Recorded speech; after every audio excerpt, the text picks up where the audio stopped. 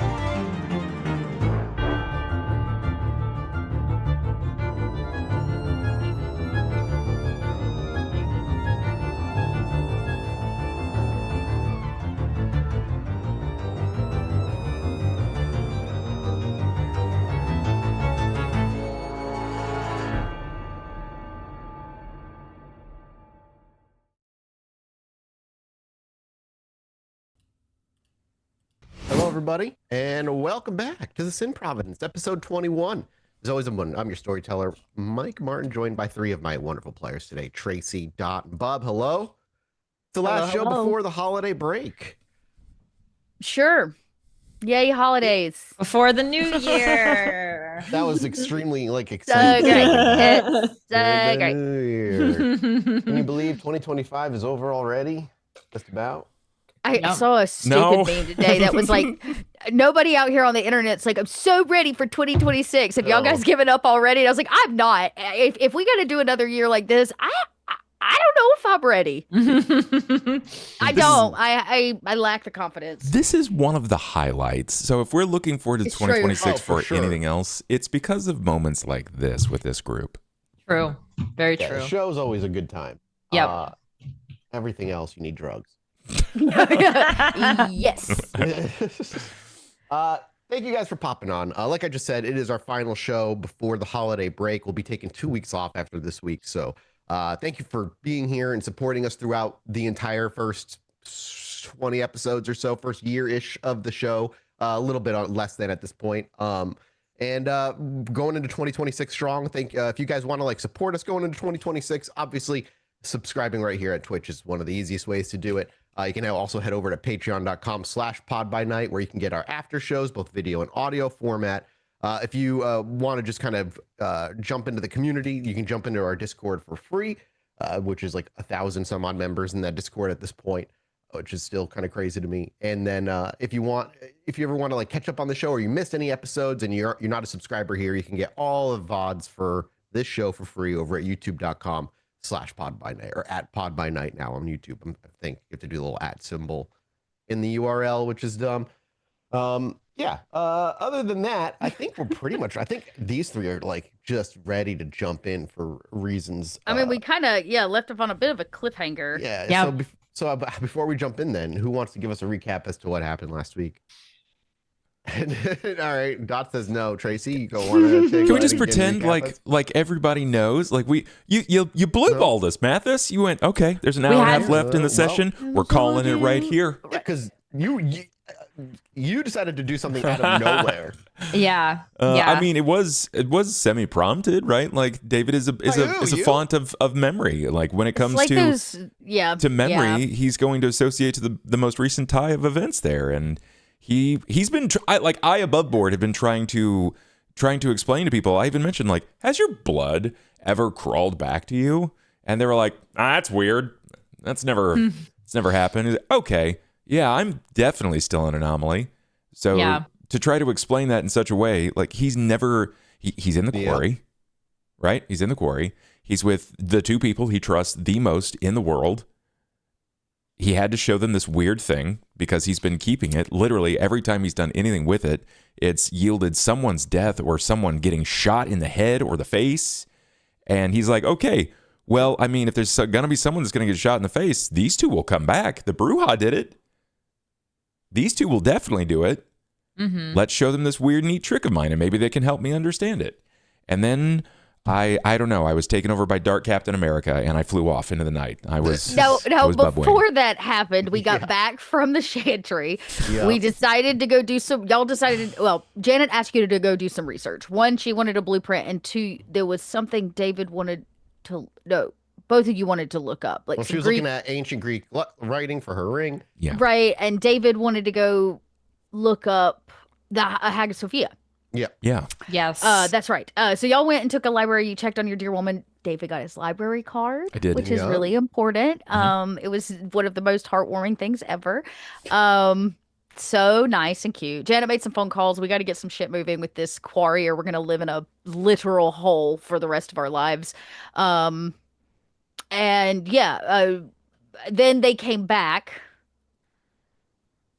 Yep. And yes, I remember. Side note, if you just tell David what you want in the downtime, he's good at messing with stone and like, plus he's pretty strong. You just tell him what you want out of the place and he can make that happen. You just got to let him know. Well, we got to start with like electricity, plumbing, and getting the main building set up. So there's a business to launder money through. Since the mob is kind of helping Janet make this happen, she decided with all this bullshit going on, with all of the conspiracies that she threw out and thoughts and ideas that she had last time, that maybe not using kindred resources to make this business happen would be a much more solid plan. It's safe. Plus, it just kind of replaces what she was already doing. So then y'all returned from the library, and that's when things kind of like spiraled a little bit. Yeah.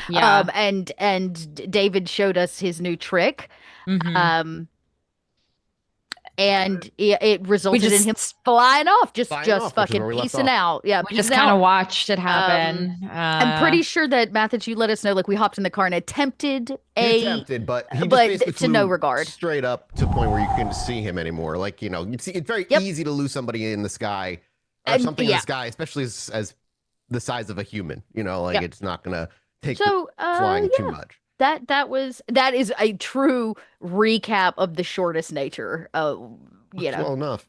Well then, shall we? Without further ado, just jump into the game. Let's set the scene, rein things in, and see what our coterie is up to. But very specifically, pick up where we left off with David last week.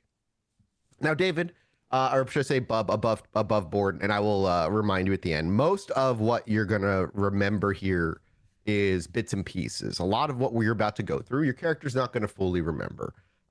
We will, like I said, I'll get to the details of that after this is all said and done. So, as our camera slowly fades in, It fades into the sounds of rippling wind whipping past our ears before our own vision comes to.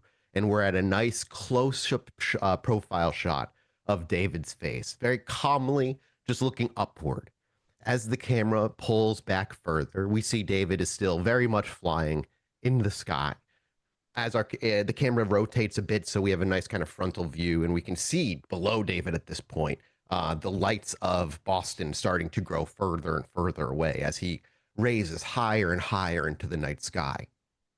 At some point, as David is flying, and we're continuing to follow, and we can hear all this wind rippling, we can hear the car horns down there, the sirens of the city.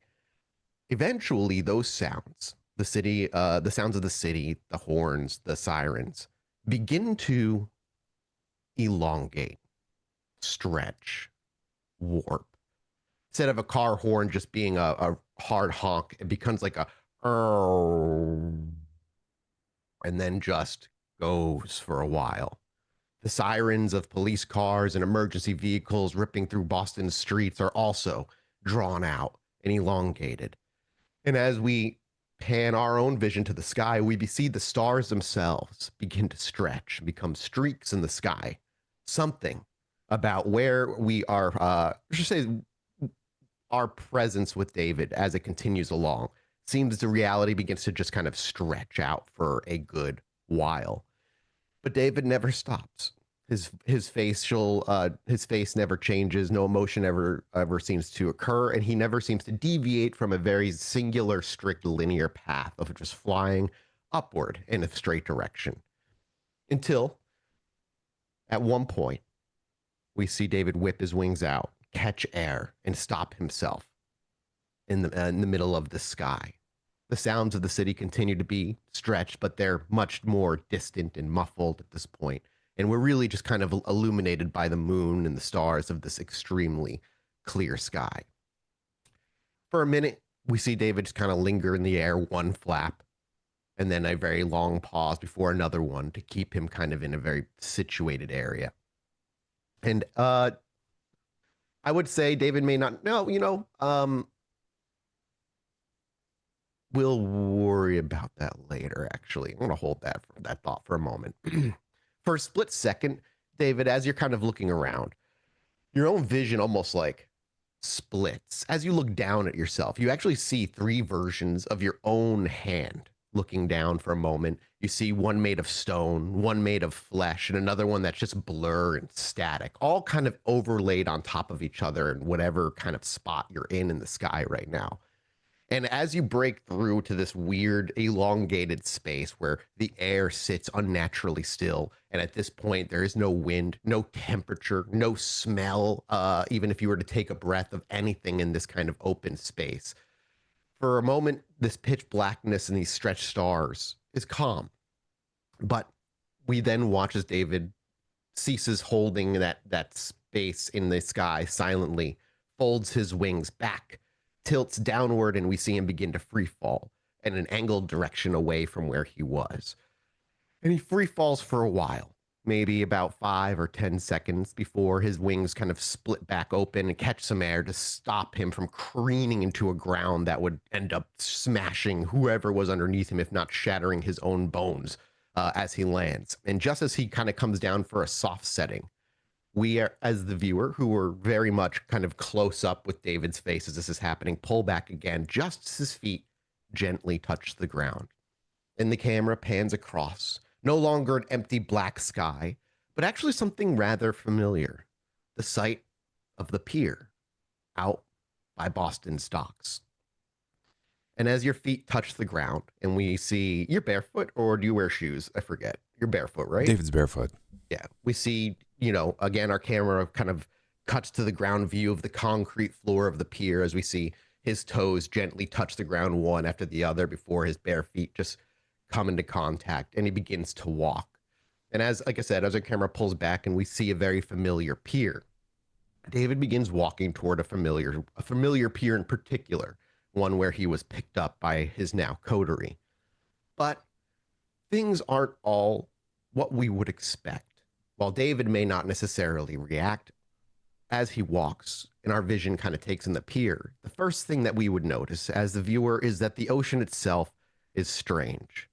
It is not gently lapping water up against the edges of the shore, or even waves kind of crashing down in a violent manner. Instead, you see the water is made of jagged glass. The waves themselves have risen up to these almost like sharp glass pyramid-like structures, frozen in their half-curled state, never fully coming down to crash upon what the ocean would have been. And if it had, it would have probably shattered into a million pieces. It sits there perfectly frozen, as and even reflecting some of the light of the stars in the sky. There is no moon in the sky whatsoever as we maybe look up, but David continues to walk straight. And as you begin to walk over to that area where you were discovered, David, we actually tilt up and we even see a seagull stuck, suspended midair, wings locked in a downbeat motion halfway through its maneuver to head toward the ocean where the water is. And for the most part, everything here is sort of on a gray scale. High detailed, you can still see all the details, but everything is very grayscale. And in the center of the pier, where the crate was originally sat, where David was originally found, instead, there is a patch of vibrant, dimly glowing yellow daffodils or dandelions. Shit, which one is it? I can never forget. I never remember. Dandelions. Dandelions. I say daffodils. It's not dandelions. And in that, they are the only thing in our vision that is moving, swaying gently in a breeze that David cannot feel, that anyone in this area would not feel. As you approach the spot, David, as your feet move from the concrete onto where this patch of daffodils or fucking dandelions. I just want that in my brain. I just want it to stop. It's stopped. It's not daffodils. Just yellow flower. Yeah, yellow flower. Yeah. As you approach the spot, just off to the side, maybe a foot or two, as your feet make contact with where the dandelions are, you actually see an individual. Like I said, maybe a foot or so away. An outline of an individual is maybe a better description of it. Not in the light that is cast over where the dandelions are, but more in the area where everything kind of is dim and gray. You see an individual that seems to be rather twitchy. There's an inability for this person to sit still, a short pacing of maybe a few inches back and forth, bringing their hands up to their chest and fidgeting with them, reaching up to like scratch the back of their head. Again, no voice as you approach. And David, as you step onto the spot where these dandelions sit, can you make me a wits awareness? Well, I can certainly try. Wits. 3 successes. As you approach, you would... with 3 successes, I would say the twitchiness is the only thing that really sticks out for this individual. The inability for them to sit still. They stand at about 5, maybe 5'6", 5'7" you know, kind of average height overall. You stand a good foot taller than them, or a little under a foot, I guess, because you're 6'7". Yeah, upper 6s. Somewhere there. Yeah, you stand rather tall over them. And as we watch David step onto that spot, we actually watch him step on there. And as we pull back for a profile shot of David, who's very clear and full color in where he stands, and this other individual is kind of shaded in this grayscale, he just sits there for an awkward beat or two. We watch as this individual does kind of pace, almost slightly going in a half circle or semicircle around David as this individual does so. And David just standing there calmly, not necessarily watching this individual with his eyes, more just kind of standing there by himself and just kind of emotionlessly. When this individual does eventually speak, though, it's not with a singular voice. It's with layered voices on top of each other, still belonging to the same individual, not different voices altogether, but varying levels of energy or exhausted. One of the voices overlaid sounds more annoyed. Another one sounds more calm. But all speak the same sentences and all layered enough where you can understand the sentences being said, even if there are multiple voices layered on top. And the very first thing that is said to you is just very calmly, you are still so heavy, so solid. And this individual's hand reaches out and does kind of gently caress from your shoulder down to your elbow, not in a lustful manner, but more in an appreciative or like many have described looking at David, right? The idea of someone who can appreciate art that stands in front of them. As their fingertips kind of caress David's forearm, rather, and we actually see the hand before him. We actually see I would say, similarly to the voices, layered hands. Hands that are of varying degrees of old, some young, a version of them young, and then a flicker as you see the same arm stroke, maybe a half a second after the first one, with a hand that's much older, and then one that's a bit more weathered, and one that's a bit more well taken care of. As the hand is withdrawn, the individual speaks and continues, and not in a voice, David, that you would recognize even out of this state. And as they continue, they simply say, you are the only thing in this city that doesn't feel like it's made of smoke and echoes. You know that? There's a reflexive breath and kind of a pat on David's back as they rotate around on the outer circle. And there's another beat of silence. Do you know how many times I've had to pull you out of that wreckage, the wreckage of this night? How many times we've gone through this? You are a shadow. Useful one, but a shadow of a dying sun nonetheless. That's okay, though. How are you?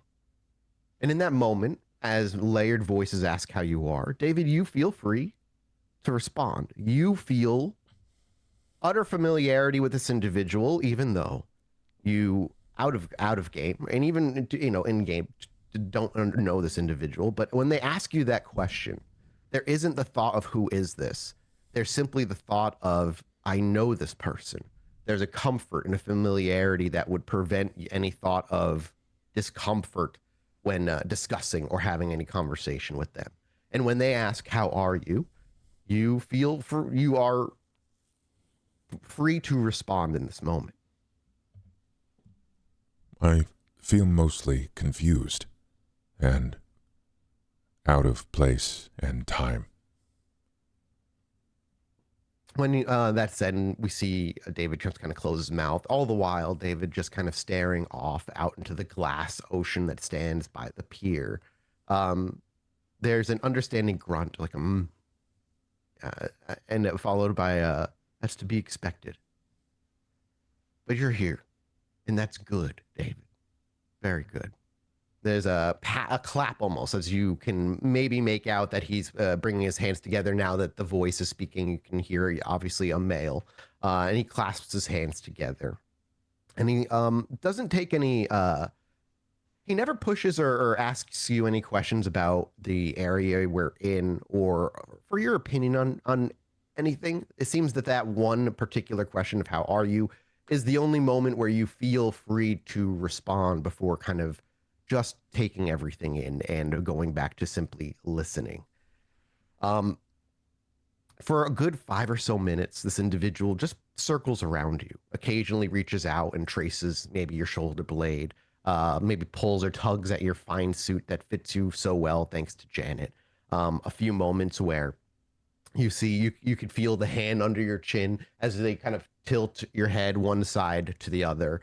Almost as like a doctor or somebody inspecting a patient or an artist inspecting their work. There is a feeling of, I would say, without even having to make a roll, there's almost a feeling of, I don't want to say ownership because that is an out of game implying something that I don't necessarily mean to imply here, but there is a sense of heavy familiarity on the individual side when it comes to David.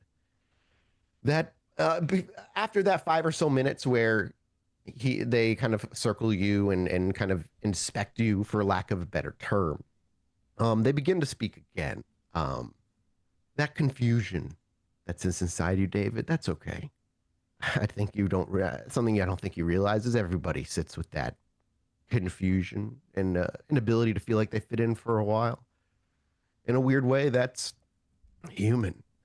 And there's a laughter after he says that. And that's okay. I don't need you to be certain of your place in the world. That'd be asking the impossible. Still, you're here. You look good, taking care of yourself. How's feeding been? And again, in that moment, you feel open to respond. I do not like feeding from people or from those like me.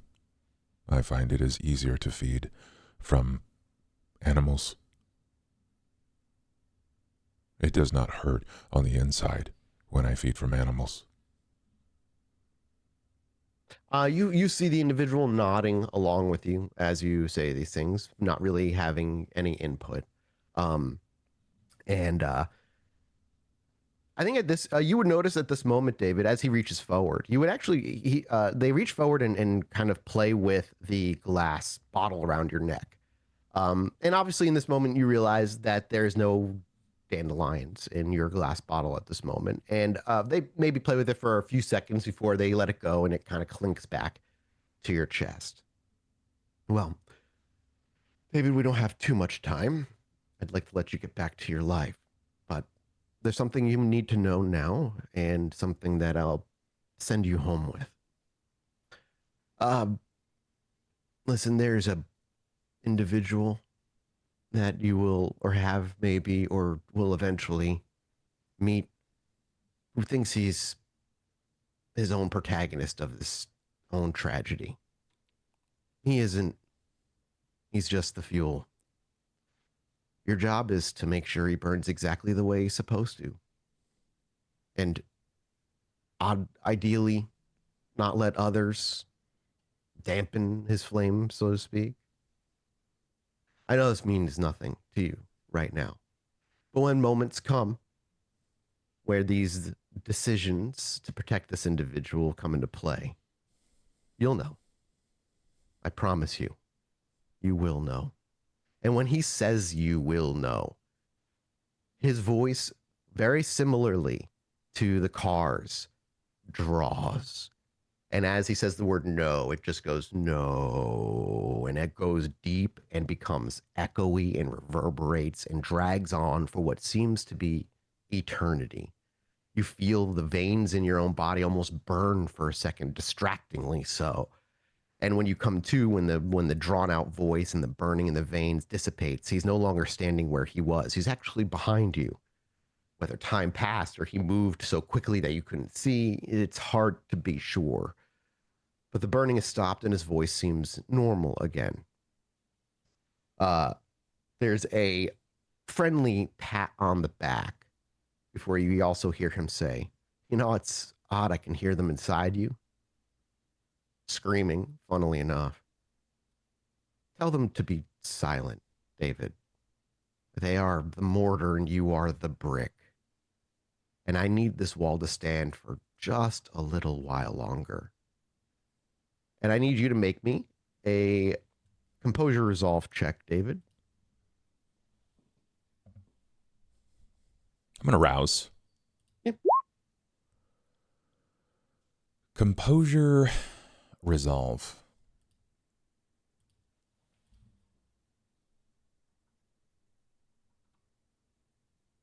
How many does it add when I rouse? Is it 2? 2. 5 successes.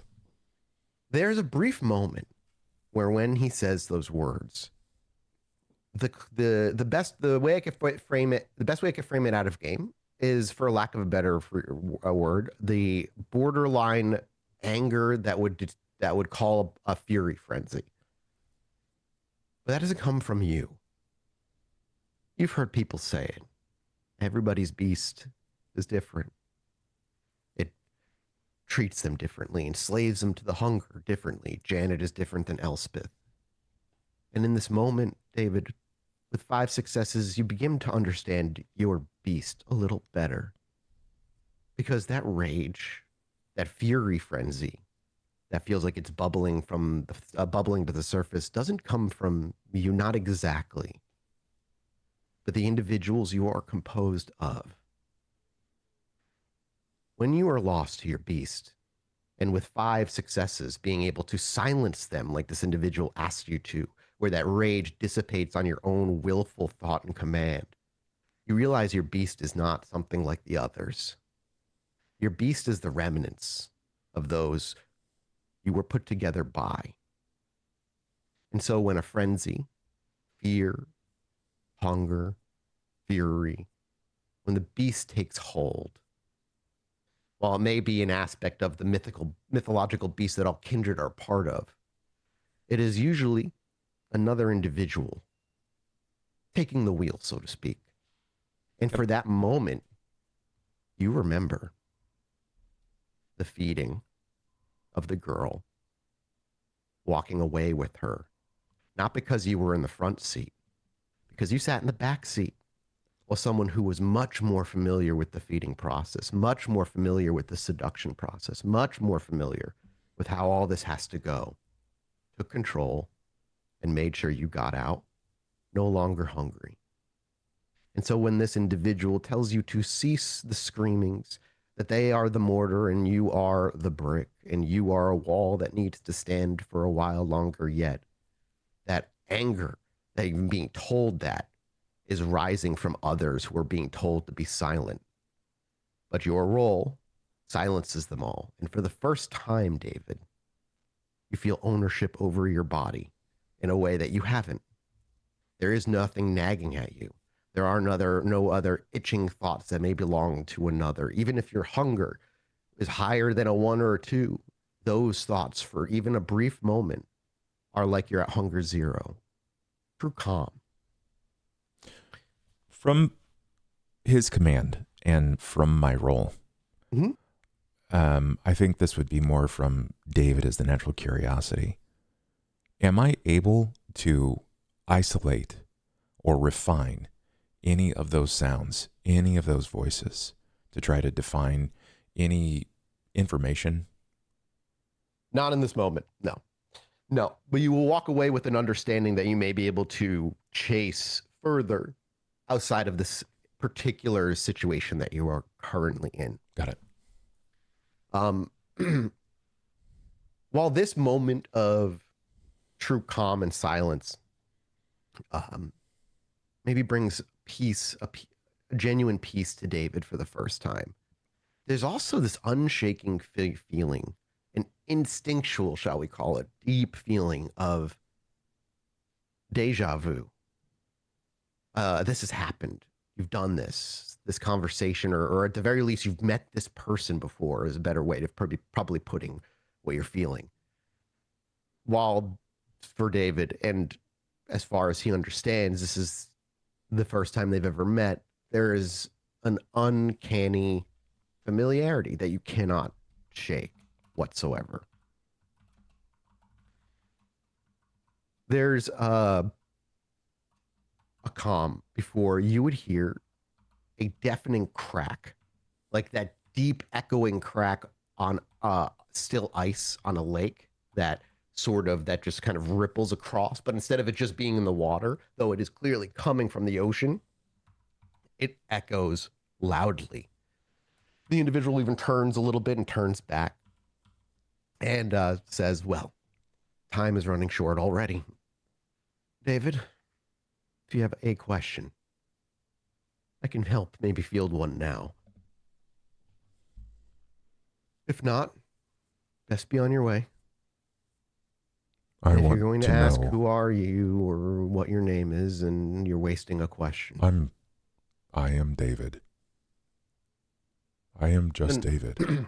He meant asking who you asking who he is.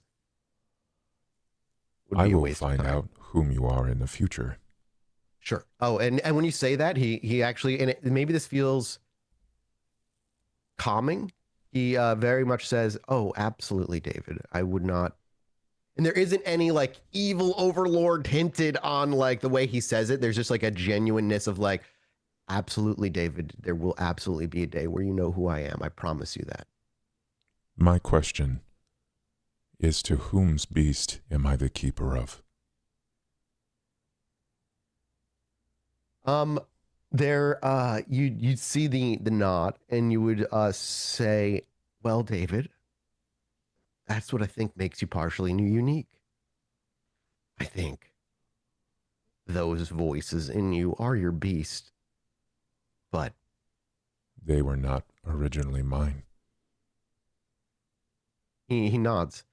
It's an exploratory process, David. You're new to this whole thing, and there's when he says that, there's again to remind you the layered voices, but the dominant one on this one that kind of ends as a more young and more like playfully sarcastic voice that kind of sits on top. Uh, Everything you're experiencing, you are quite the first, quite literally the first of your kind to do so. There are no others like you, David, made of leftovers.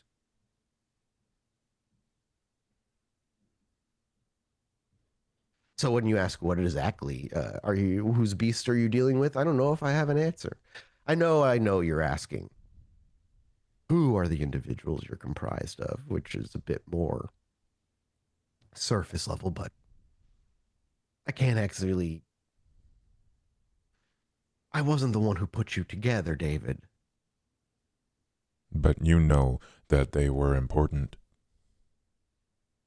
As far as I could tell, I'm the one that found you.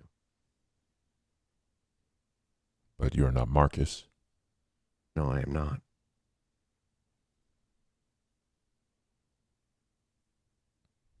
You're not from Boston, David. You're not from this country. You were lost. I found you. Simple as that. As there's maybe a moment of David contemplating another loud crack that echoes through. And as you look up, maybe to where the echo seems to be coming from the ocean, you actually see the stars beginning to no longer streak. The streak of the stars begins to shorten, and their movement in the sky begins to, or at least the stars look like they begin to move again. No moon becomes apparent at this point. And he simply says, well, that's the end of our time, at least this time. We'll see each other again. And he reaches out with his hand and kind of fingers at the glass bottle. While you are getting looks at his face here and there, David, none of them seem to stick. And the minute you blink, you forget what he looks like until you see him again. So for the sake of theme, I'm not even going to bother describing what they look like. But it's a him. Yes, it is a male individual. As he kind of fingers at the empty glass bottle around your neck, and he says, like, this won't be the first time. I'll see you again. I'm certain of it. Just keep yourself safe and just remember what I said. Why dandelions? You only had one question this time. I'm sorry, David. And there's a playfulness in that. And as he reaches out and just touches your arm, your wings spread. You look to the sky, and wordlessly, compulsively, you take off. As you begin flying in the sky back where you came from, details of this meeting already begin to peel away as the wind kind of beats against your face and almost rips away at the memories. You remember he was a male. You remembered things about your own beast. Like I said, you'll walk away with that. You give me I'll give you an opportunity on this one. Give me an intelligence resolve check. Yeah, I'm gonna rouse on that one too. Okay, good rouse rolls. 2, 1. Can I will it? Yeah. Okay.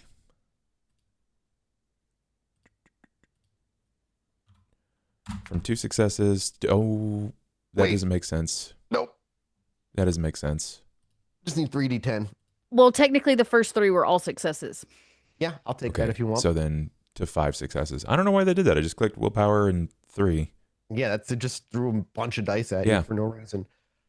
So as you fly away, I'll say you even remember most of the details of the location. It's the pier. It's where it's his first memory, right? Yeah. Yeah, I'll leave it. I'll leave it at that. Yeah, you remember the pier. There was something else I wanted to actually do while you were there, but I didn't. It's okay.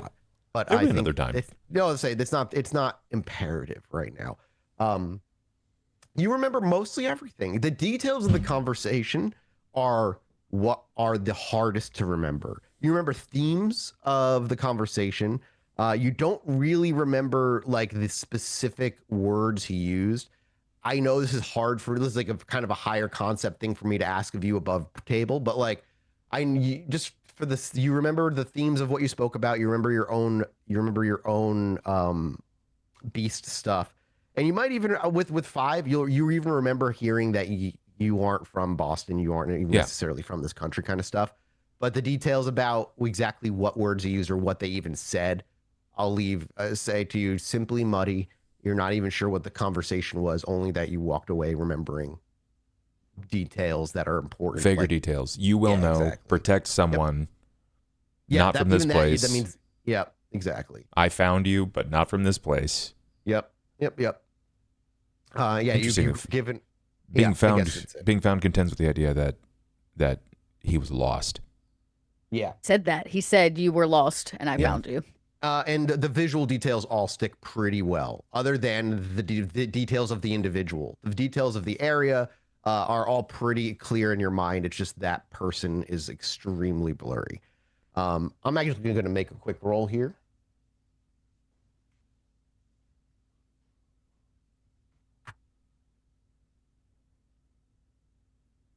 Cool. 1, 2, 3. 1, 2, 3, 4. Yeah, and then bonus thing. Perfect. You fly for a few minutes. As you begin to fly into the sky and the stars begin to kind of shorten again and the sounds of the city begin to kind of catch back up. For Elspeth and Janet, he's gone the rest of the night. He's not back until tomorrow. Great. Is there time to do stuff? Yes, there is absolutely some time to do stuff. So I imagine we were like driving around, no sign of David. Like 30 minutes or 30 so. minutes, guessing, yeah. Whatever.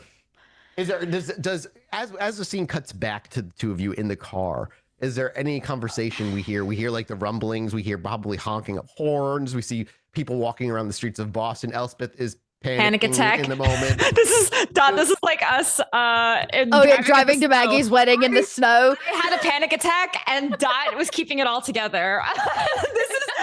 I just put you in the back seat, just tell you to close your eyes. We'll be there soon. Me having a panic attack because we just lost David. I'm probably attempting with minimal bedside / motherly manner to calm Elspeth down. I was, look, he's gonna be fine. It's not like anybody can kidnap him or walk away with him. He weighs 500 pounds. What if somebody takes pictures of him? What if this gets in the news? What if honey, the Mothman's been in the news how many times and nobody believes it. They literally wrote novels about vampires so that the general public can swallow the truth. It'll be fine. It'll be fine. How are you so calm? David just like took a flower or something and flew away and just like totally out of character for him. Yes. I don't have all the answers to whatever kind of strange magic that was, but I can tell you David always comes back. That's true. He did fly away once before. Say, he's like a house pet. He'll come home. Don't worry. Okay. Plus, we got other things we have to deal with. I can't drive around all night looking at the sky for David. Okay, what else do we... Oh, right. We had other things we had to do. Yeah. Right? So see, doesn't it make you feel better to focus your energy on the next thing? I guess so. It is helping a little bit. Okay, so we're gonna go to Southside. We got some brouhaha to talk to. You good with Okay. the brouhaha? I don't really interact with the Bruja much, so Well, buckle up, honey. okay. I'm ready. And I'll kind of like speed up, headed to the south side to go try to track down our little friend. Yeah. There was a was there he told was there a way to contact him? I feel like there was, but I have I to feel look. like we dropped him off. Like I imagine there's got to be like a brouhaha bar in their neighborhood, and like we did drop him off like in his stomping ground. So Yeah, absolutely. So you want to go look to him to speak with him, more or less. yes, I do. Okay, cool. I'm ready to. We're gonna cash in early on this little brouhaha. You owe us one. That being said, on the way there, it goes. So the real question is, what are we asking him to do for us? Mm, I you have have a- some thoughts, but it was made very clear that we weren't really supposed to tell anybody else what it exactly was we was doing. So maybe if we say and stay vague on the issue, we can get them to do some of the legwork that we can't. Yeah. What can we have them do? What are your So thoughts? I was thinking that the video footage from the docks that night incriminates us pretty hard. That's a good point. That being said, I don't know how the Bruja are gonna feel about going into Nosferatu territory to steal something. But I have a feeling they're gonna have a better relationship with the Nosferatu than I do. Because currently my relationship is 0. Yeah. You're right. There may be some hesitation there. Maybe we can sweeten the pot somehow. Sweeten the pot, we saved his life. He drank all my blood bags just to get it back on his fucking feet. He owes us one. He can Okay. bring some of his ruffian Bruja buddies, right, down to the docks and, make it look like a separate incident. Or Yeah. maybe they got a better way to do it. Who am I to judge Maybe the they Bruja? smash and stuff, and we can make it like kind of like a cool like rage room kind of thing for them. That they can just Yeah. destroy all the footage and Yeah, destroy yeah. everything. You suggest that, honey. Okay, I will suggest that. No, that was a sick sarcasm. That was absolutely. Oh. Do not suggest any busting or bashing. They're probably going to do that anyways. But we don't want to rile up the Bruja.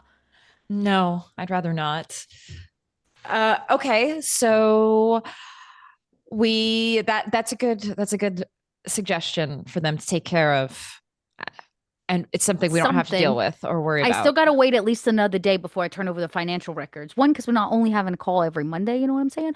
But two, if I hand them over too quickly, the reality is, numbers, it takes time. Janet's really good. I got it quickly, but I can't let him know that. Not yet.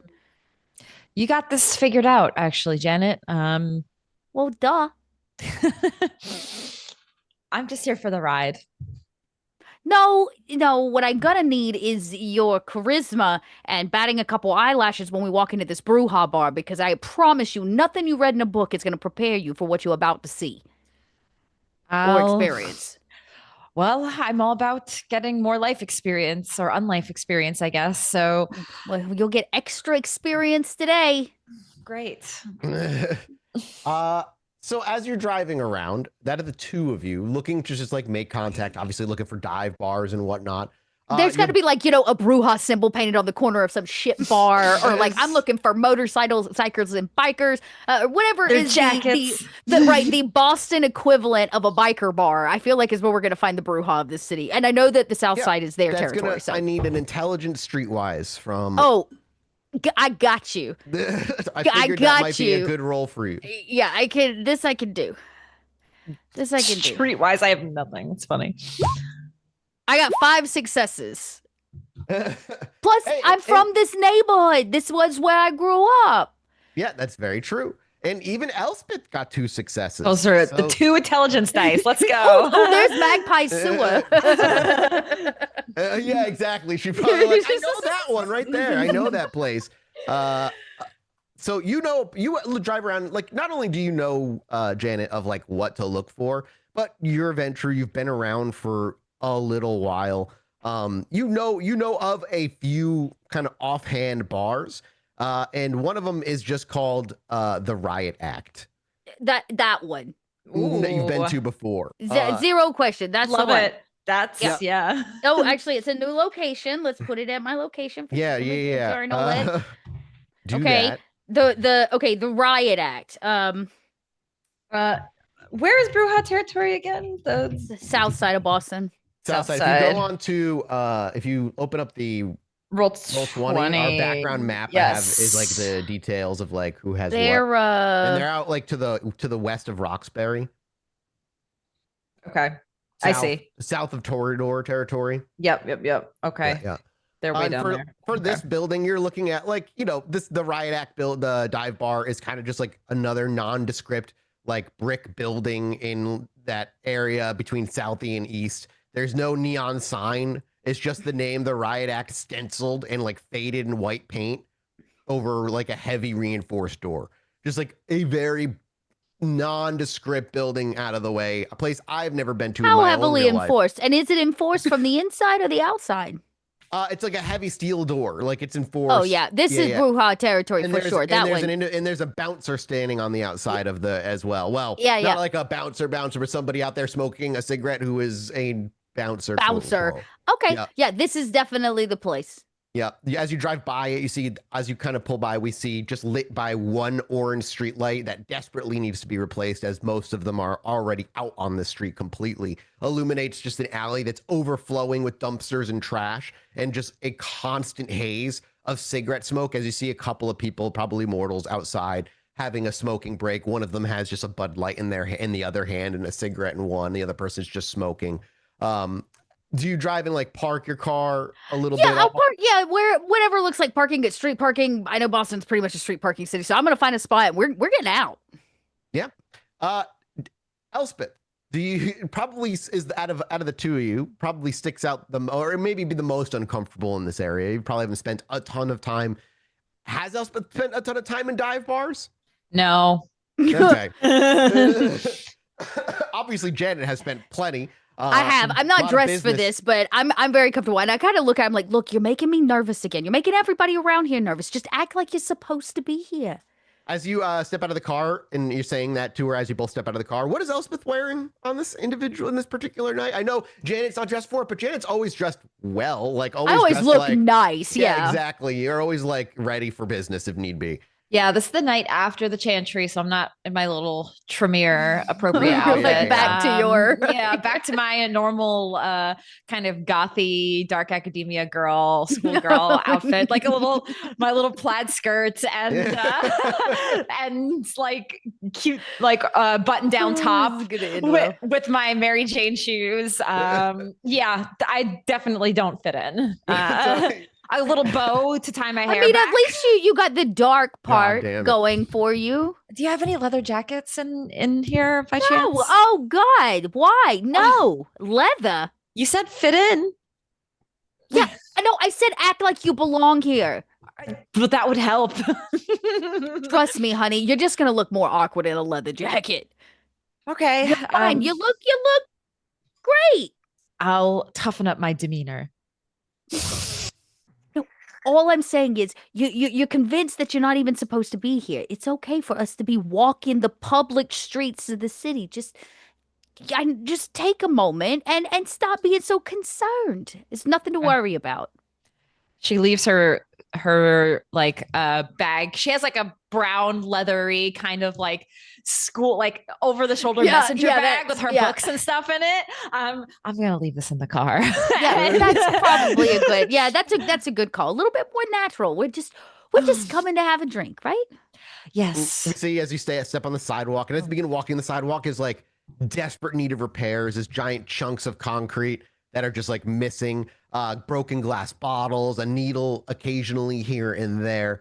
And as you're approaching, maybe walking a couple blocks, because you're probably not parking the car right outside the dive bar, I'm guessing. There is an individual who's like very clearly drunk. He's maybe in his early 20s, that he's like kind of looking at both the end, and he immediately, as he looks up, and he's like, "How much would you pay me to take me home with you?" And as he does that, he like sticks his tongue out, and it's a split tongue, and he just starts wiggling both sides of his tongue. Is he human? Yeah, very clearly he's a human. Oh. Actually, very openly inebriated, stumbling a little bit. Ugh. what's his build? Is he tall and thin? I wouldn't say tall. He's short. He's like 5'1", 5'2", and a bit scrawny. He's like, So I never been with mom and daughter before. well, as complimentary as that is, I may take you up on that, and I won't even have to pay you. No, I need the money. Oh, okay. After. Oh, You're making Working me boy. wait. I need at least $20 to wait for you. wait, Oh honey. my God. Everybody waits for Janet Janetti. I don't know who the fuck that is. Well, then figure it out. And when you do, come back and I'll give you $20. Go And on, shoo! Get out of here! He goes silent, and then you say that as you say shoo. I mean, there's a commanding presence to Janet and everything. Go home to your mother. Without even having to use one of her abilities. He kind of startles himself too, and he walks off, and he's very confused and drunkenly stumbles, Good. holds That was himself the up against the point. wall. As you get a little bit further away, you think you hear him puke down the distance as he becomes smaller and smaller. You handled that well. Oh, yes. I handled it well. He was drunk. He didn't even know what he was saying. And to be fair, all you had to do was confuse him and send him along his little journey. Okay, I'll make a note for the next one. Now the question is, we're in does Janet's like Elspeth make quite a literal note, because I could see it either going either way for Elspeth. I know, absolutely. If she had her books, which she left in the car, she would have made a note. Make a mental note, honey. Yes. Aren't you supposed to be brilliant or something? Plus, even if I wanted to eat his scrawny little pancreas, I can't. Bruja territory belongs to them, right? We're not even allowed to have a little nibble. No. As you approach the bar, Yeah. as you approach the bar, there is a guy standing out front. Again, he's not like your typical 6'8", fucking wearing a security t-shirt that's skin tight. He's a normal dude in just a band t-shirt, jeans, sneakers. He's at the tail end of a cigarette, leaning up against the wall near the door. And as you get close, he just stands up from his leaning position. He puts the cigarette out in the top of his hand because fuck it, that's what he does. And as he looks you in the eye when he does that and flicks the cigarette away, he just steps forward and just stares at the two of you in a way that makes you a little, maybe for long, not uncomfortable and like he's eyeing you in that way, but he's weighing your intimidation, more weighing intent maybe. And as he looks at you for a little bit, and I'm sure Janet knows, either says something or it's up to you. I was gonna say Janet probably doesn't. Oh, I walk straight up. I'm supposed to be here. Yeah. I'm allowed to be here. I walk straight up and I go, "You look like a rather informed fellow." As he's looking again, steps forward, he just looks to you, Janet. Yeah, go ahead. Well, my friend and I would like to partake in libations in your lovely business, but number two, we're looking for someone. This guy, by the way, was clean shaven, like a crew cut with shaved sides, completely covered in ink in both of his arms, and doesn't say anything again when you say you're looking for somebody. You kind of as an invitation. I mean, if he's not going to respond yet, I will happily give the name. Maybe you could let Roman know that Janet's here to speak with him. When you say that, he finally does speak, and he simply asks you one question, or let you in. Who's winning the war? Would I have an understanding of what war he speaks on? Is that a politics level? With the Bruja, yeah, I would say intelligence politics is probably your best bet. It's not Anarchs. You're not in the Anarch territory. You're in Bruja territory, technically, but they are bordering up on Anarch territory. And I'll simply say it is questionable whether you are in, you could be mingling with Anarchs or not. Bruja are not necessarily often seen alongside the Anarchs. Well, I got a little hungrier, but it'll be worth it for the extra dice. Because this is not one we can answer incorrectly, one might say. 1, 2, 3. Okay. 6 successes. What fucking war is he talking about? Hang on, did Elspeth also roll out of curiosity? 1 success. 1 success. Oh Lord. I will say with this, how do I word this? Janet, you know there's multiple right answers to this. It could be, it's not either Camarilla or Anarch. It's more like, this is a vibes check of a question.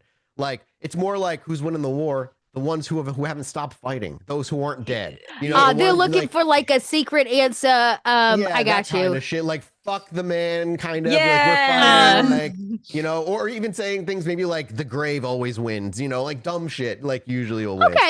Okay. So I'll probably say some offhanded thing like Janet being like, "Me, I'm still here. I win the war." I think it. Like, how dare he question that I'm winning the war? But I get what he's aiming for here. So Janet says, well, I guess that depends on what war you're thinking about, but it doesn't really matter as long as you're fighting the man, right? Yeah, I mean, like, that's correct. The wrong answers are literal things like what war or things like the prince, because what war is like The Ventru, yeah, exactly. The businessman. Like that shit just indicates you're a clueless like neonate who knows nothing and you shouldn't be in here, or you're just a bootlicker. Go fuck yourself. Right. You know, like, yeah, actually, exactly. and Janet kind of leans in and she goes, I grew up just around the corner over there. I'm gonna make a roll for this guy real quick. That's true story. He doesn't get a huge pull for it. He did with 1 success. She goes, and just steps back and lets you both in. I'm assuming did Elspeth answer as well? Did she also answer? Or did she keep to herself? No, unless he makes me answer. Okay, no, he definitely doesn't make you answer. Don't worry. I can imagine I would be like, war is good, bad. It's yeah, exactly. Love her. With 1 success, I'm afraid she would have been like, "What war? What do you mean?" Is this multiple choice? It's like, we shouldn't choose violence. So okay. Yeah, you're allowed to, and like I said, Elspeth, unless you do say something, Janet always kind of gives that air of like you're with her. If Janet's answer is good enough, then you know you're at least with her. As you step in to, did he tell me where Roman was? I'm guessing he let me in because Roman is there. In. Okay. Yeah, he just let you in.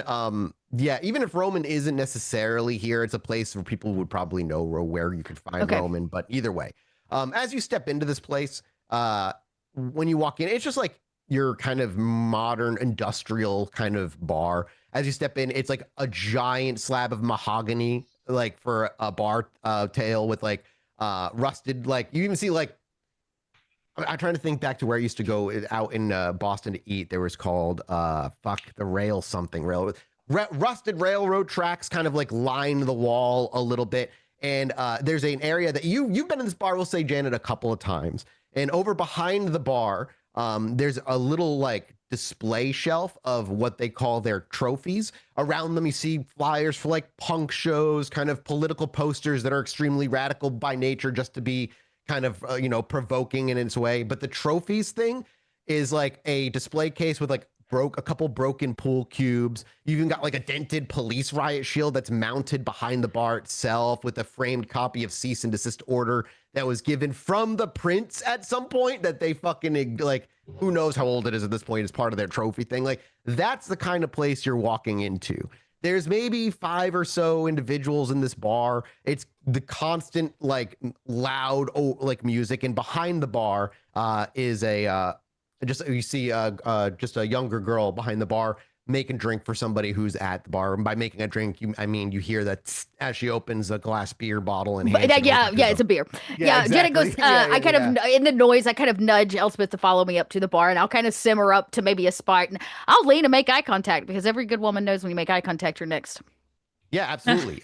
When you lean in, Mina, she immediately walks over, and she's like, name's Mina. What can I get for you? And as she walks over, you see she's covered in tattoos that are all themed around fire. She has like a lighter, a match, a bonfire. Oh, just sick. like ignite is very much like the theme of her tattoos. Go ahead. Yeah, I just go, Mina, we need 2 beers. 2.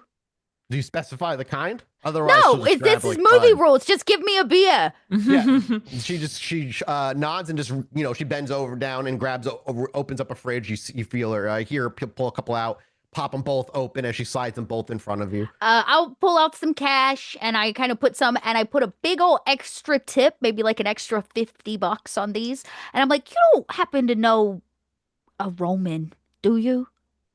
As she pulls a tip, when she does speak, you can hear her, but you realize as she does speak, it's a little hard to hear her sometimes. You hear her voice, but she can never really bring her voice Above up the above like a noise. super high level. And a wits awareness as she pulls in, and you see her. She counts the money with a kind of like impressive dexterity. And as she counts the money and puts it away, she's nodding around. She's like, "Yeah, I know a Roman. Roman's here often enough." Oh, I got 2 successes. And with Elspeth, you could reroll 3 of them. It's up to you. It's not. I'm asking. Doesn't mean doesn't mean I'll keep it at the 2. Yeah. Yeah. I would say after a bit of conversing with her, you would recognize as she lifts her head up a couple times the actual reason she can't keep her voice at a high level. You see a scar of a huge line that's across her neck. That is blended in with quite a bunch of just ink and tattoos that kind of wrap around her. Is she human? Oh, Or kindred? go ahead and give me intelligence streetwise check. See if Okay. you know this individual or have heard of them. I 'cause was you about to look say, around. worst case, like, was it a knife wound or was this like a garrote type situation? Worse. Okay, no, I got no successes. I don't Wow. know this person. Tall. Unfortunate. You could reroll what? 3 of them. You could. I if you wanted could. to I willpower could. it. Yeah, I Up guess to I you. could. You don't have to. Okay, I got a success. A success. Got it. And Elspeth, would you like to roll an intelligence Yeah. streetwise? I'm also curious, like, what kind of wound it is. Is it like an? Yeah, My immediate what thought was like caused- Garu or something. I was like, Yeah. oh God. I don't know So- anything about the outside, just what's in the body. Yeah. Oh, 0. Damn. Okay. No, I would say with just 1 success, you may not know her name, but you know that there is a bartender in a dive bar out in Bruja territory that has a lot of rumors about how she survived a beheading. Well, actually, she survived a werewolf attack. Well, actually, she survived an assassination attempt in the middle of the day. Well, actually, I heard it was 2 ghouls of her that turned on her. Well, actually, I heard, there are infinite rumors as to how and why she got this scar, only that she has it. And that she's a damn good bartender who don't give a shit about quote unquote banger politics. Right. I definitely picked that up. That's So it. I just say, he's not around tonight. I mean, he might, well, it's actually it's kind of late. I'd say, she said, missed him about an hour or so ago. Damn. He's usually here, swings by every night. I don't usually do this. Do you happen to know where he went? Probably home. And I'd be doing myself a disservice if I was giving away where that man sleeps. Yeah, no, I'm not gonna ask for his home address. It ain't nothing like that. How about this? If you see him again, could you let him know I was looking for him? Yeah, and she nods. She just says, "Who is looking for him?" Janet Janetti. There's a moment where she's like, "I know that name." She writes down the name. She's like, "Good to meet you. You grew up around here, didn't you?" I did, just a few blocks over there. I moved uptown, got married, things got fancy. He went and bit the bullet, literally. So, it's all working out. She just sighs and she goes, "Men." Elspeth just that's like the one thing she's like trying to relate to in all of this. He's like, he bit the bullet. Yeah, she just goes, "Men." And She takes a sip I of know. the beer. You take a sip. Is Elspeth did you genuine? Please don't. You forgot. I'm gonna say you forgot. I'm gonna say Elspeth forgot. Then, as soon as you swallow it, all it is the taste of ash and death.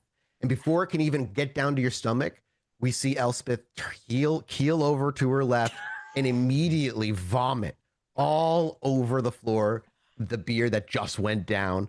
The one person who's at the far end of the bar just kind of turns their head real slowly and just says out loud that you can't hear it over the music, but Janet, you can make out the words just saying, fucking really? Like, This is my associate, Elspeth. I introduced her to the lady behind the bar. She's new to all of this. Yep. she nods, understanding what Janet says, but she reaches forward and slides the beer away from you. Yep. Well, I don't want to take up any more of your time. You got other customers. I appreciate it. I don't mean any ill to Roman. I just need a chat, and he's a hard man to track down. So She had written your name down, and she nods as you say that, and she's not somebody, she's the one who's grabbing a mop and bucket. She's gonna be walking out grabbing a mop and bucket. It's not like it's bile or anything. It's just fucking beer spilled everywhere. It's just but you it's still like gotta almost clean like the floor. spitting the beer straight out. Yeah, exactly. And that taste kind of sits on your Right, tongue. we'll leave heavy an extra also. $50 just Sure. for the cleaning effort. And she says Janetti's obviously looking for him, but she also said, is there anywhere, do you want her to send him anywhere? Do you want her to like just or tell like, are you gonna be back tomorrow? Like in case it's not like two I got birds you. flying by each other. He knows where to find us. We'll be at the quarry. Okay. She nods when you say that. She says, have a good night. She doesn't look pissed off or annoyed at all. It has been what was her name? Her name is Mina. Yeah. Mina. Mina. I'm just adding her to my Bruja list. We're gonna be besties with Brujas. If only you had rolled at least a 2, you would know she's like kind of well known in the Bruja territory, but that's fine because Well, she's well known I by like me that now. you only know about the rumors. Honestly, in a way, it's more fun. Yeah. Okay. She's our Bruja bartender. Mm-hmm. All right. And while you didn't ask her anything like that. I'd say you'd probably be able to kind of pinpoint she's a kindred. She's not. Yeah. A cut that deep usually means yeah, you either gonna die or you survived by unnatural means. So Mina, you have a good night. And you too, I don't know. It was a pleasure to meet the one and only Miss Janet Janetti. And she says that with half sincerity, half sarcasm, and I make a half sincere bow to just like because why not? And I'm like, let's get out of here. And I kind of look at Elspeth like, God help you. And as you are making your way out, you actually notice the 2 or 3 others in the bar are watching you, like side eyeing you. Not like their heads are turning. Oh, I'll wave. I make like eye contact. I'll be like, bye. Have a good one. Yeah, of course you do. May your day be blessed. Yep. Janet is not for. I'm not here secretly. Yep. Nope. So you leave.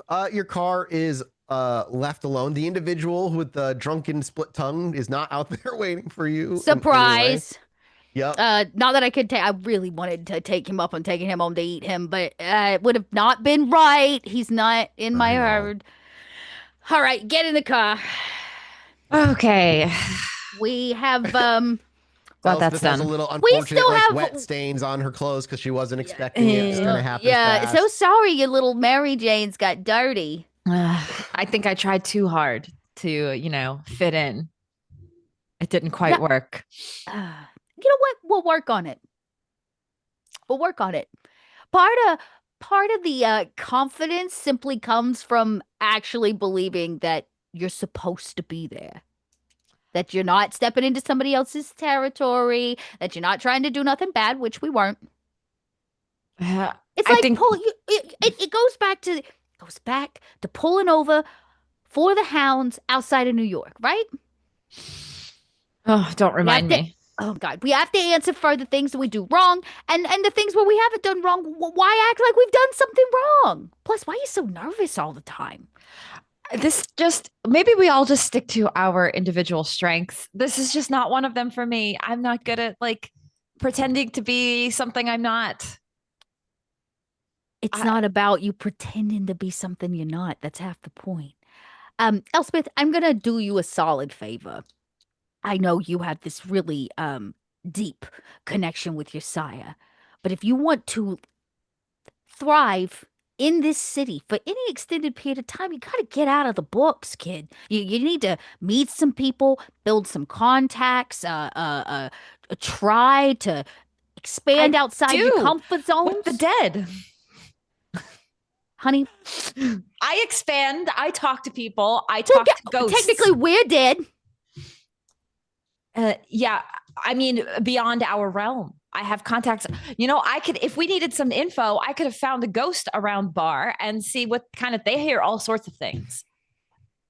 Not that I can really talk to them that much yet. I'm still working on that, but you know. I think the point I'm trying to make is if your comfort zone is being besties with ghosts, right? That's not what you need to work on. I see. Yes, improve other areas. Okay.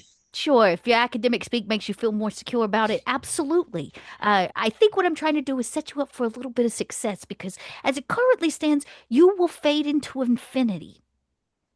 You're going to get lost in your books. Your best friend's going to be a ghost who can't even scratch your back when you need it the most. You know what I mean? You know, my clan were all monks cloistered in catacombs for And how did that work out for centuries. them? They all got killed. But that's a whole other story. Okay. All I'm saying, it was good. You just met an important Bruja. Yeah, and You know I who that threw up in was? front of them. Well, we live and we learn. And you know what? I bet she won't forget you.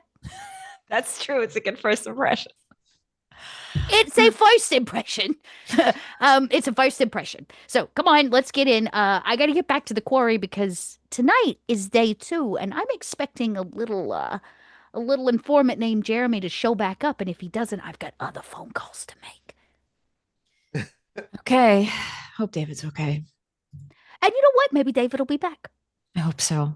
Why don't you stop worrying so much and just keep your eye on the sky? Just She quite literally looks up at the sky as we're driving to see if maybe she can it'll just see distract David. you long enough to stop being so dang panicked. And I'll take us back north, or well, I guess technically west, right? Yep. Northwest to back to the Waltham. quarry. Yeah. So you drive out back to Waltham, and on that drive, as you approach, and we can even cut to where the car is rolling up the dirt road, kicking out the rocks from under it. As you're driving up to the gate, you actually see Jeremy walking just outside the gate, away from the gate, as though he's leaving the quarry. Oh no! I'll pull right up with my headlights, and I kind of honk and toot, and I lean out and I go, "Where you going, Jeremy? We had an appointment." Oh shit! Like he's like, I've been waiting here for like an hour. I had no. He turns around and starts walking back. Okay, gets into the car. I mean, you're right there. I gotta drive get in, drive up, pull in, lock this shitty gate back as if it's gonna do something. And I said, I'm so glad. Give me a wits awareness. Oh fuck! Who's Jeremy again? He That's the is person the. that Betty fucking kidnapped because he looked Nobody at Betty. remembers this guy because y'all put him literally in my bed. Because fucking That Betty guy. literally was like, that man looked at me. I'm going after him. And like, this guy's poor man. Yeah, no, I don't see nothing. You see, sorry, wits awareness, nothing. Can I get a wits awareness from you, Elspeth, Oh, as yes. well, please? Let me roll that. Oh, boy. Okay. 2. With 2 successes, you see sticking out of the waistband of his pocket some thick cabling that clearly belongs to where the security wires had been piled. He doesn't have any of the cameras, but he took some of the cabling and it's barely sticking out of his pants, just enough where it's not going to look suspicious. You don't see it, Janet. I don't see it. I don't Elspeth see sees it. He clearly was waiting for you guys and on his way out. And then decided to take some a little little something. Does Elspeth say anything?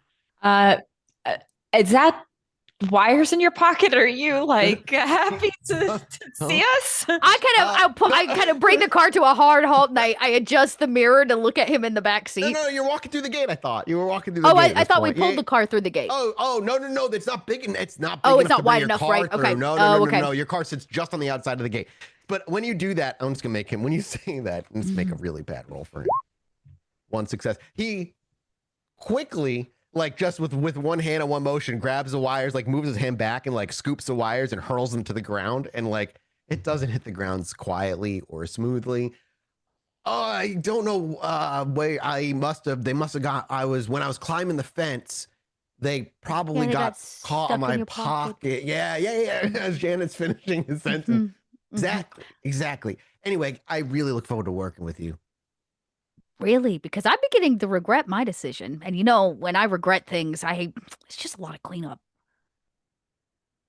Anyway, Anyways, come on, Jeremy. We got business to talk about. He silently and nervously follows to wherever it is you're going to bring him to, like either one of your pods. It's just like, I won't take him into either. I don't want him to know we're living Okay, in so there, keep so I him won't up take on him the in. I'll top yeah, I mean, top he level. already knows where mine is. But Yeah. I just gotta bring him out to the quarry, maybe to the edge where overlooking the giant hole I might dump his body into. And I'm like, so, you were supposed to come back with a yes or no answer. Are you interested in working with me? I don't think I think if I think I would be worse if I think it'd be a great boon to my life if I said yes, so yes. You're a smart man, Jeremy. He smiles, and when he does, you very clearly see he does not take care of his teeth very well. So now, Jeremy, that we're in a business partnership, we have mutual interest. Yeah. I want to lay out the what you're gonna get from this deal. Okay. Okay. Number one, you're gonna return once a week to once every 2 weeks, and any information that you give the FBI, you will also provide Janet Janetti. I want Okay. you to continue doing your job for the guys in black, you know? And I would love to. I would love to. Can I just may I? And too late raises his hand. Mm-hmm. How do I know you're not also FBI trying to catch me slipping? Do And I look like FBI? that's the thing I learned is FBI look like a lot of things. Jeremy, let me finish my proposition and maybe I'll answer that question for you. Okay. In return for sharing the information you give the FBI, Yeah. you will not only get paid much better, How much better? but you will also have the protection of the mob. Which mob? I don't know that that really matters right now, Jeremy. Because you and I both know when an informant begins giving information to the FBI, the local mobs don't like that very much. I know. But if you're working with me, you'll be, let's say your head's not on the chopping block anymore. Sounds like God himself came down and offered me a deal. You know, I don't get called a lot of things, but God, that's a new one, Jeremy. He smiles oddly proud of himself for no real reason. So, I want you to go on doing whatever it is you do best, Jeremy. Once to twice a week, you're going to come here and you're going to tell me what you've told the FBI. Got it. Sounds If easy. they find out that you do with this, you're going to upset me and you're going to upset the mob. I wouldn't want to do that. No, yeah. I wouldn't either because, truth be told, with all that water, I don't even know how far down this quarry goes yet. And I've been looking for somebody to test that information for me. Okay. Well, not me, because I work for you now. This is good. Here's some money. I give him a couple $100. In You- return, I as- want to know, have you made contact with the FBI in the last 2 days? No, not in the last 2 days. I don't Good. get to choose when we meet up with them. You have a question? More like an inquiry. That's a question. You with the mob, so you must know. Like, do you have any like really good like cocaine hookups? No. Because like I honey. work best when I can like not sleep, you know? How about this? Here's an extra $100. You can go buy your own cocaine because if you Oh, knew a damn yeah. thing about the mob, you would know we don't deal in drugs, honey. Go find a biker gang.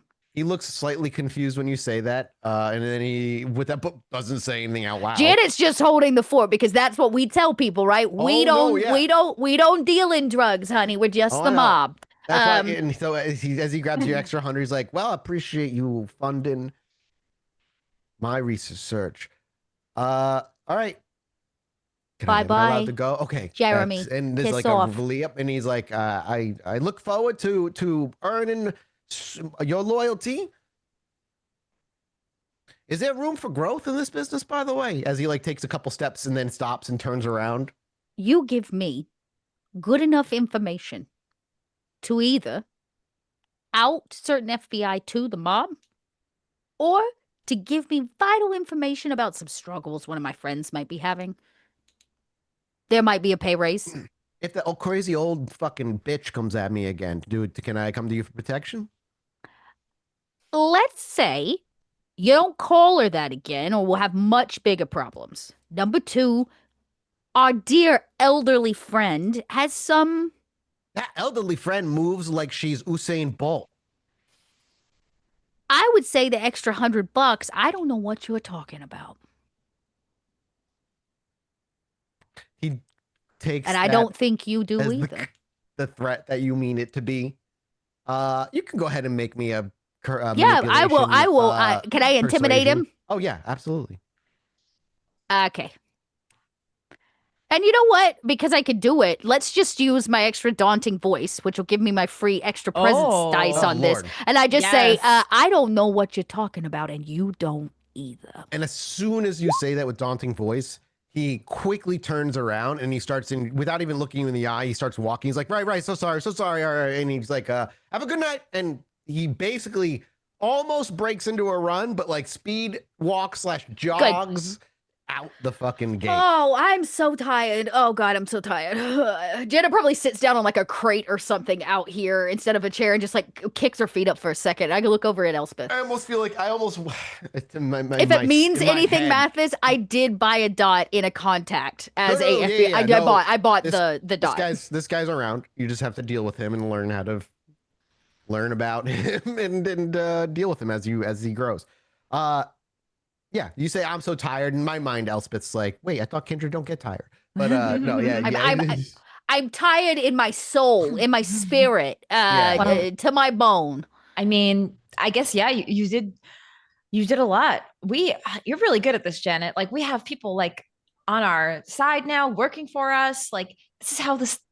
And just watching you in action, it's so impressive.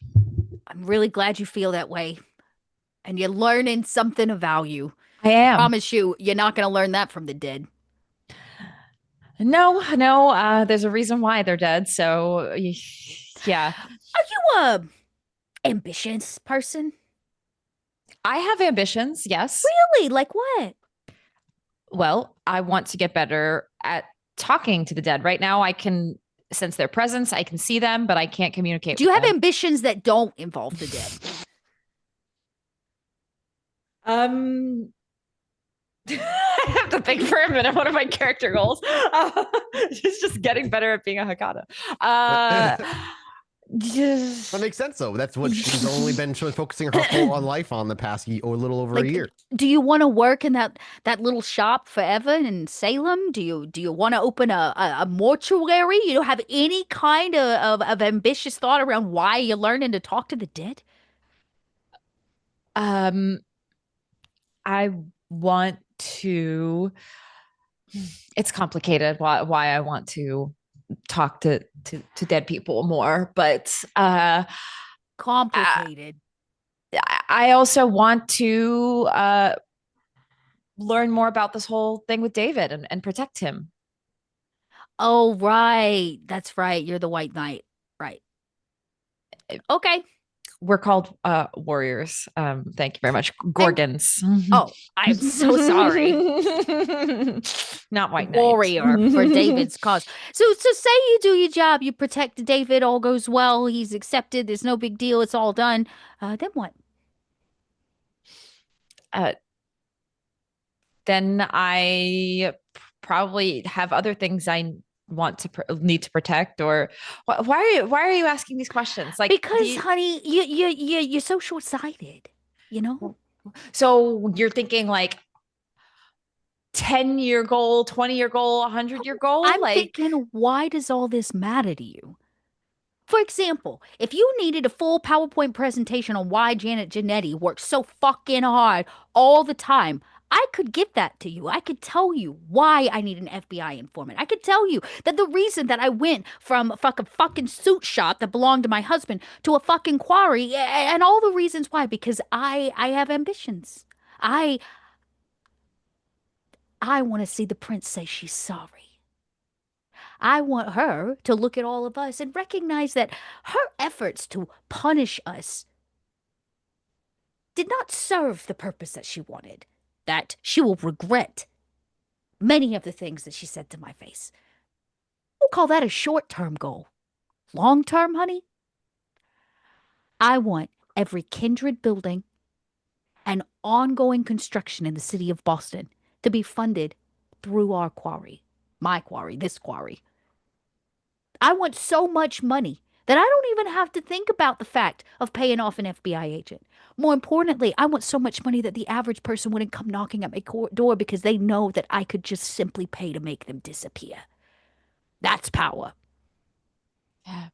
I guess money does It solve. drives my soul. And I get that maybe it doesn't drive your soul. Totally reasonable. Maybe your little protector warrior mentality is all there is for you. But do you know that stories in myth about warriors, they all realize that when the war is all done, so is their purpose. Yeah. Well, what happens once you have all the money in the world? What's your purpose? I can die happy. I can pass it along to my sons when they're free of their service to me. I can prove that you don't have to be part of the family to influence the mom. And I can prove that you can be a prostitute from the south side of Boston and still earn respect.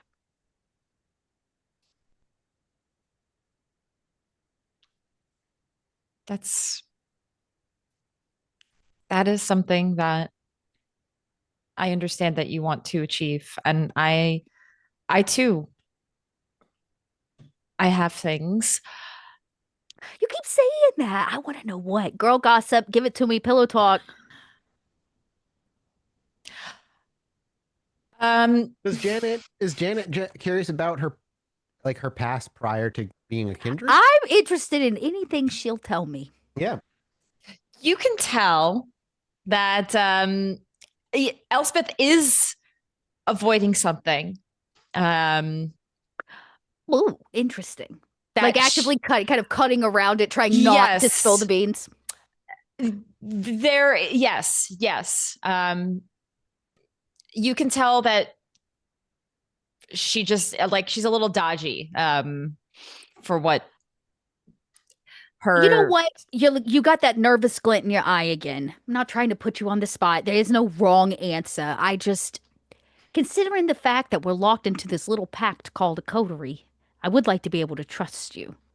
And if poor David, he can't lie to save his soul. So I know I can trust him because his innocence is viscous. It is all around him. Not that you're not innocent. I mean, socks and Mary Jane's, honey. But I think what I'm trying to say is you have secrets. And keeping the wrong secrets from the people who are supposed to have your back is only going to leave you to be standing alone. I don't think my secrets are really things that will make or break any of our relationships. I just think maybe I just don't want to trauma dump on you. Yeah, that's. Oh yeah, I hate a good trauma dump. When Elspeth says that, I even for a moment, it's interesting that Janet pushes on this for you, Elspeth. There is a genuine, be what is it that you want, and when you think on your ambitions and your desires, even your past, everybody who even means anything to you in your afterlife at this point, they're all remnants of education. The doctor, the professor, even your own personal goals, all that. It's as though learning is all you've ever been. And when Janet pushes to what's beyond that, maybe Elspeth, for one of the first times, is faced with a loss of words because she might not know what she is beyond that. Well, I'll stop prying. You don't have to talk about it if you don't want to, but I'm going to tell you something that my sire told me while I was standing over my husband's dead body. He said, "Kid, you got potential. What are you going to do with it?"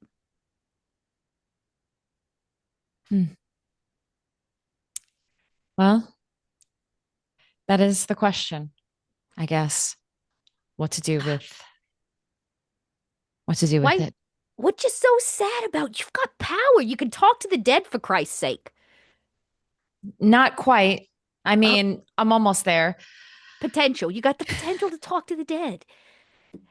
You're supposedly a warrior. That's also not something that most people can say that they are. Yeah. You Yeah. also have what, more degrees than the average kindred. Yeah, that's true. The Tremere could learn a thing or two, but Now see that right there. That's a potential I'm talking about. yes.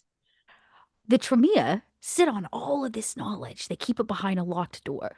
And who are they to do that, huh? I agree.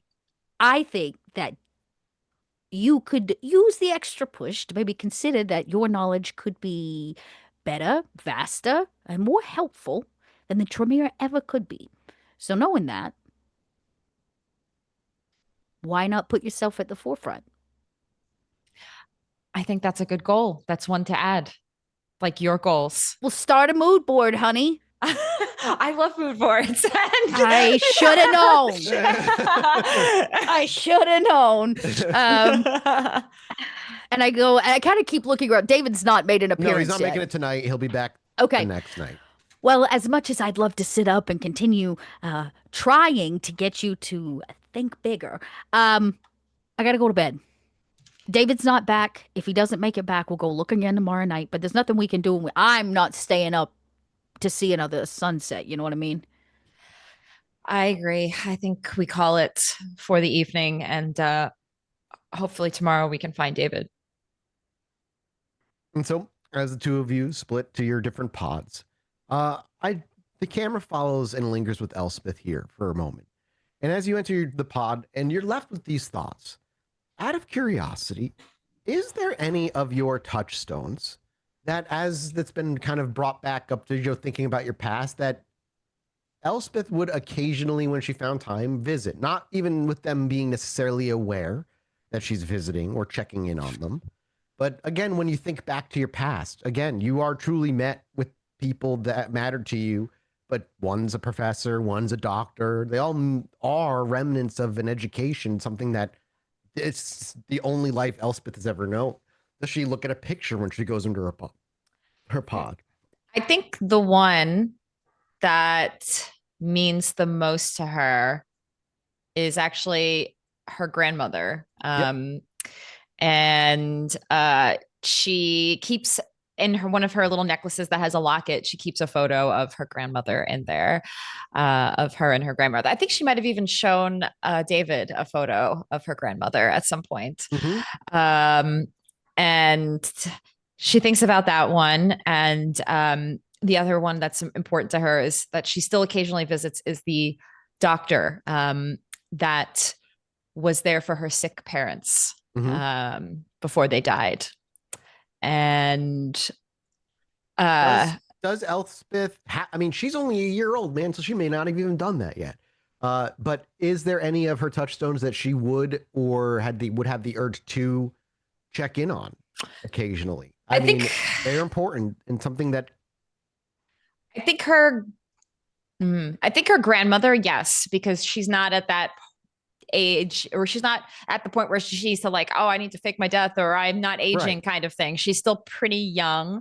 So she's trying to keep that relationship, and she assumes that she can keep that relationship until her grandmother passes, kind of thing. Right. So you're still visiting her openly. Yes. It's probably been a bit, but she does try to visit her. Gotcha. So with that in mind, maybe we'll see something. You let me know if Elspeth does have the desire to visit at any point. The last thing I want to, before we cut the break, just a clarifying question. Did you give Janet the blueprints to the chantry?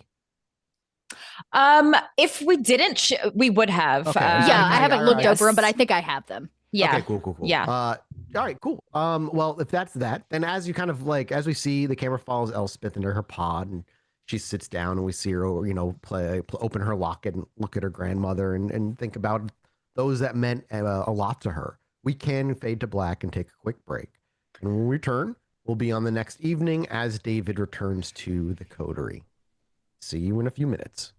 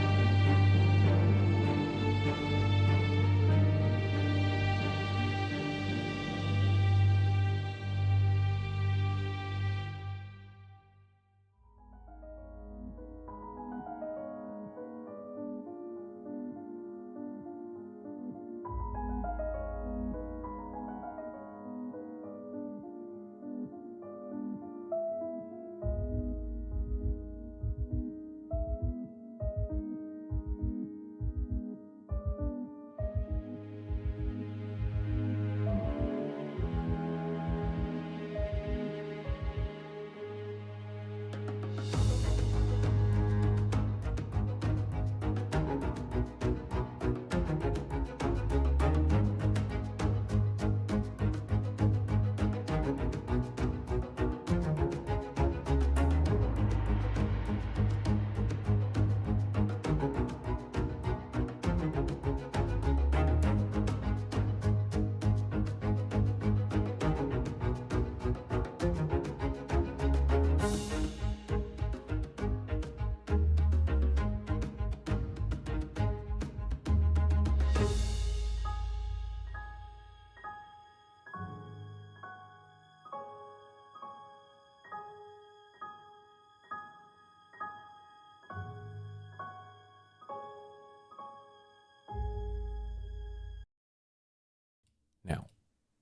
Hey everybody, welcome back from break. Unfortunately, we have a little bit of bad news. Just gave all your love to Dot. We're gonna have to wrap the episode here. It's a bit of a pet emergency on Dot's end, so she's gonna go take care of that instead of just like pushing forward with just the two of them and having like Janet stand there awkwardly. We're gonna wrap the episode here as Bub's character David is about to get back from his little trip.